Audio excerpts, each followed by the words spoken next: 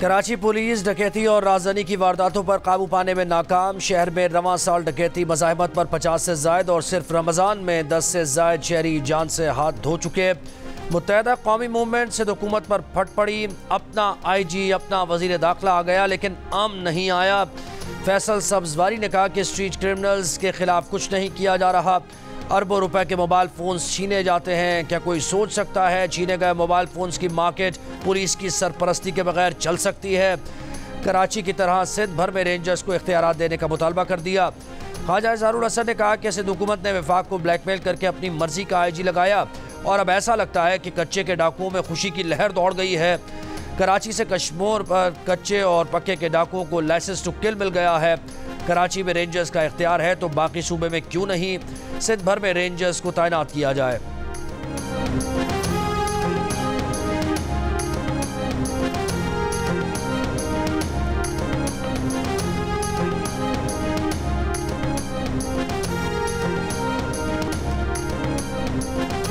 अच्छी शोहरत का IG लगवाने पर ख्वाजा इजहार को इतना बुरा क्यों लगा? सूबाई वजीर नासिर शाह का रद्द-ए-अमल का। ख्वाजा इजहार कहते हैं कि नून लीग को ब्लैकमेल करके IG लगवाया है। लगता है ख्वाजा इजहार नून लीग के तर्जुमान हैं। अमन और अमान पर गुफ्तगू सिर्फ सियासी है। सिंध में ऐसे पुलिस अफसरान की ज़रूरत है और थी जो सूरत हाल को समझते हों। सिंध हुकूमत की अव्वलीन तरजीह है कि हर सूरत अमन और अमान बहाल किया जाए। शोला बयान शेर अफजल मरवत का शान से यू टर्न। पार्टी इख्तलाफात पर बात करने से तौबा कर ली। कल ही शेर अफजल ने भरी प्रेस कॉन्फ्रेंस में चेयरमैन PTI बैरिस्टर गौहर को उस वक्त शर्मिंदा किया जब मिस्टर गौहर पार्टी में इख्तलाफात की खबरों की तरदीद कर रहे थे। शेर अफजल ने न सिर्फ इख्तलाफात की बात की बल्कि पार्टी में अपने मुखालिफिन को खुलकर मुकाबले की वार्निंग दी। कहा वो बानी PTI को बताएंगे कि पार्टी में उनकी खींचातानी हो रही है। कुर्बानी देने वाले वर्कर्स को टिकट ना देना खान के फैसले की तौहीन है। यू टर्न वाले बयान में शेर अफजल मरवत बोले, आज के बाद वो पार्टी इख्तलाफात पर किसी सवाल का जवाब नहीं देंगे। कोई उनके खिलाफ प्रोपेगेंडा करे तब भी जवाब नहीं देंगे।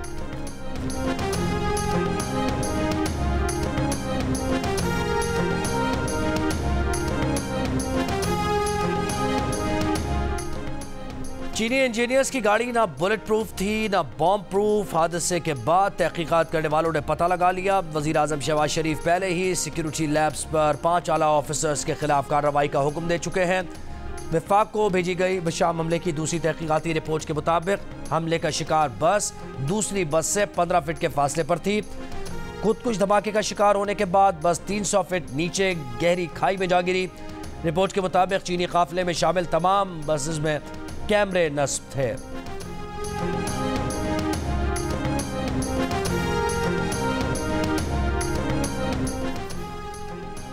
मुशीर इत्तलात खैबर पख्तूनख्वा बैरिस्टर सैफ ने कल अदम तंजीमों से बातचीत की हिमायत कर दी। जियो न्यूज़ से गुफ्तगू में कहा, जंग का खात्मा बातचीत से ही होता है। माजी में कल अदम तंजीमों से बातचीत वफाकी हुकूमत और फौज की तरफ से थी। शहबाज शरीफ और PDM की हुकूमत ने बातचीत का सिलसिला खत्म किया।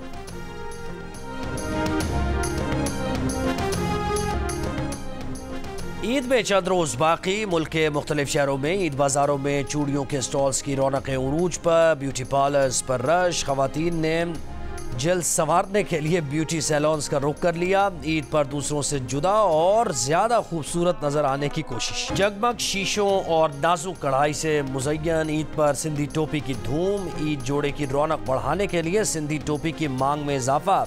1000 से 10,000 तक की कीमत पर दस्तयाब। दुकानदारों का कहना है कि लोग बैरून मुल्क अजीजों को ईदी में भी सिंधी टोपी भेजते हैं।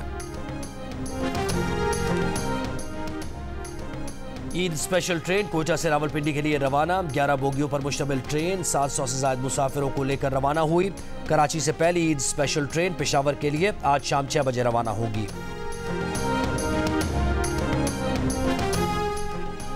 लाहौर में ईद से पहले ईदी वसूल मुहिम। फल सब्जी और गोश्त फरोशों ने मनमाने रेट लगा दिए। प्याज और टमाटर 250 रुपए फी किलो में फरोख्त। मुर्गी के गोश्त की कीमत 650 रुपए फी किलो हो गई।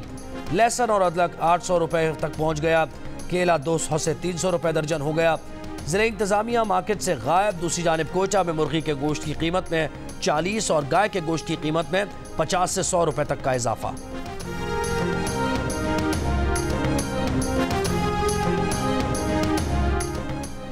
वज़ीर-ए-आज़म शहबाज शरीफ आज मदीना मुनव्वरा से मक्का मुकर्रमा रवाना उम्रा अदा करेंगे। आज रात ही वज़ीर-ए-आज़म की सऊदी वली अहद शहज़ादा मोहम्मद बिन सलमान से मुलाकात भी मुतवक्के।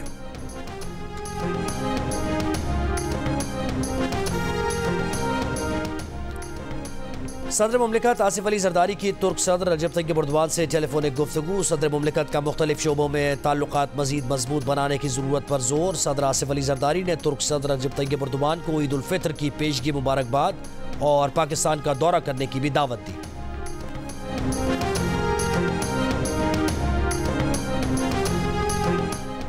लाहौर के इलाके शादरा में डकैती के दौरान मज़ाहमत पर डाकुओं की फायरिंग से एक लड़की समेत 2 अफराद जाँ बहक हो गए। डाकुओं ने दूध लेने के लिए आए बाप बेटी को लूटने की कोशिश की और मज़ाहमत पर गोलियां चला दी।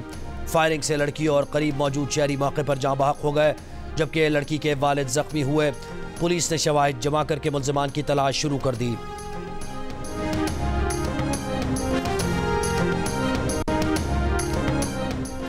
कराची के इलाके शाह लतीफ टाउन में बिरयानी की दुकान में लूट मार करते डकैत अवाम के हत्थे चढ़ गए, तशद्दुद का निशाना बनाया, पुलिस के पहुंचने पर हवाले कर दिया। पुलिस के मुताबिक फरार होते वक्त मुल्ज़िमान की फायरिंग से अपना साथी जख्मी हुआ।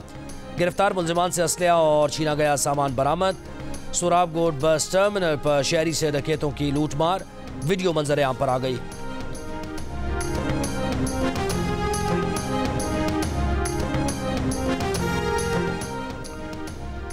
कराची में गुज़श्ता हफ्ते पुलिस मुकाबले में 5 डाकू हलाक, 32 जख्मी हुए, 42 गिरफ्तार कर लिए गए। पुलिस के मुताबिक डकैतों से 43 अक़साम का असलहा बरामद हुआ। मुल्ज़िमान से छीनी और चोरी की गई मोटरसाइकिल्स और 4 गाड़ियां भी बरामद हुई। शहर भर में छापों के दौरान मजमूई तौर पर 977 मुल्ज़िम गिरफ्तार हुए। पेशावर में स्ट्रीट क्राइम्स में खतरनाक हद तक इजाफा। रोजाना मुतादिद अफराद को गन पॉइंट पर लूटा जाने लगा। फूलों के शहर में गाड़ियों की चोरी, मोबाइल फोन, स्नैचिंग, डकैती और राजनी की वारदातें आम। अबाबिल फोर्स भी क्रिमिनल्स को पकड़ने में नाकाम। पुलिस का कहना है कि राजनों के खिलाफ कार्रवाइयां जारी हैं। गुज़श्ता 6 माह के दौरान 153 मुल्ज़िमान को गिरफ्तार किया गया और 6 मारे गए। ये तो दुनिया है। जब दुनिया में 2 लोग थे, हाबील और काबील, उस वक्त ये जुर्म भी था। जुर्म तो ख़त्म नहीं होता है, कम होता है लेकिन ख़त्म नहीं होता है। बनीगाला के घर से डाकू 3 करोड़ के हीरे, घड़ियां, सोना, नकदी और डॉलर लूट कर फरार। पुलिस ने अब्दुल्ला हसन की मुद्दत में मुकदमा दर्ज कर दिया। डाकुओं ने सहरी से पहले नौकर को बेकाबू करके वारदात की।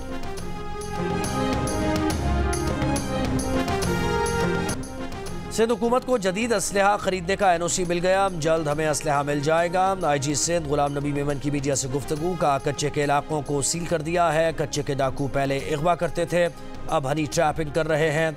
6 माह में 500 से ज्यादा अफराद को हनी ट्रैपिंग से बचाया है।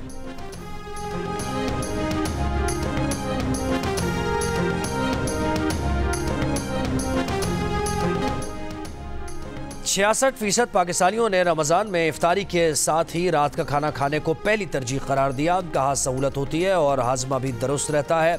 32% ने इफ्तारी के बाद दोबारा रात का खाना खाने का बताया। गैलप पाकिस्तान ने नया सर्वे जारी कर दिया। इफ्तारी और रात का खाना एक साथ खाने का रुझान देही इलाकों में ज्यादा नजर आया। देहातों में 68% ने इफ्तारी और रात का खाना एक साथ खाने का कहा, जबकि शहरी इलाकों में यह शरह 61% नजर आई।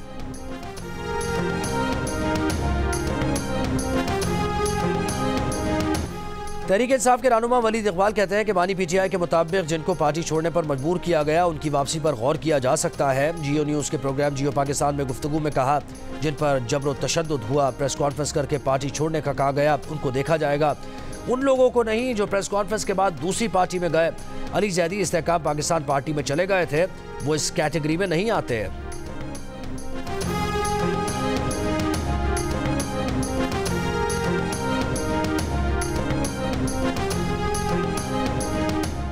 छह जून से पंजाब भर में प्लास्टिक बैग्स पर पाबंदी होगी। सीनियर सूबाई वजीर मरियम औरंगजेब की ज़ेर सदारत स्मॉग के खात्मे से मुताल्लिक़ इजलास में फैसला।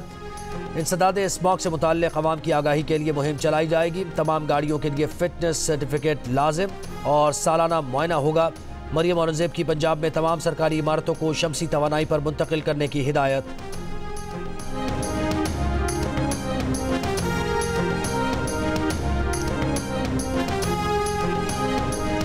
आलमी बैंक की सरकारी मिल्कियती इदारों को शोबों में तकसीम करने की तजवीज़। वर्ल्ड बैंक की रिपोर्ट में कहा गया कि वफाकी हुकूमत सरकारी मिल्कियती इदारों को माली मदद फराहम करती है। SOPs को हुकूमती इमदाद फौरी महदूद करने पर अमल किया जाए।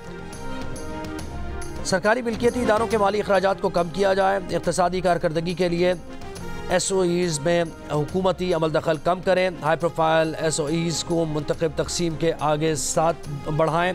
सेंट्रल मॉनिटरिंग यूनिट के जरिए उन इदारों की मॉनिटरिंग भी होनी चाहिए।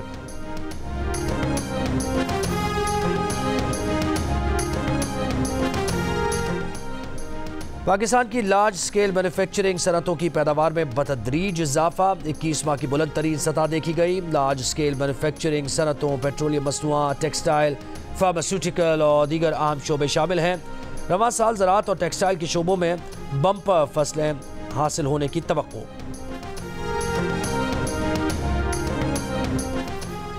सिखों की खालिस्तान तहरीक की कवरेज पर जियो और जंग लंदन के रिपोर्टर मुर्तज़ा अली शाह भारतीय खुफिया एजेंसी की हिट लिस्ट पर।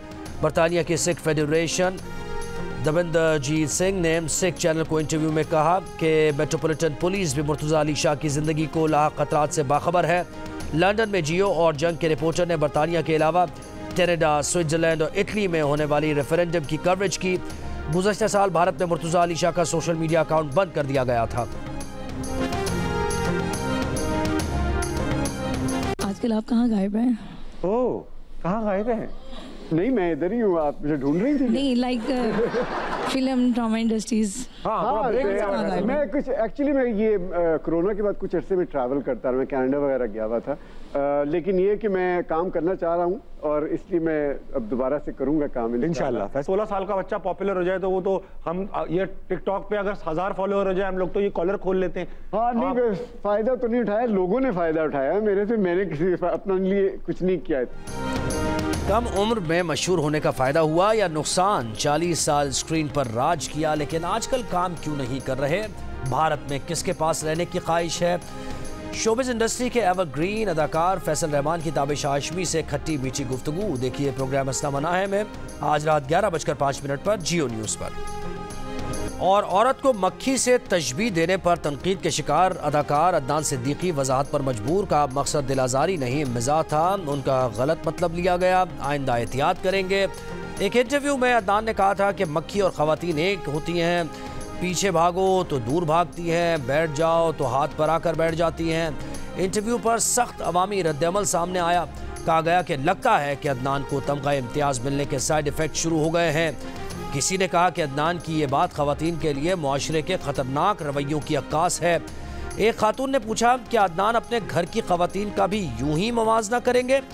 एक और ने कहा कि ख़वातीन को मक्खियों से तशबीह देंगे तो वो आपको हीरो कैसे मानेंगी?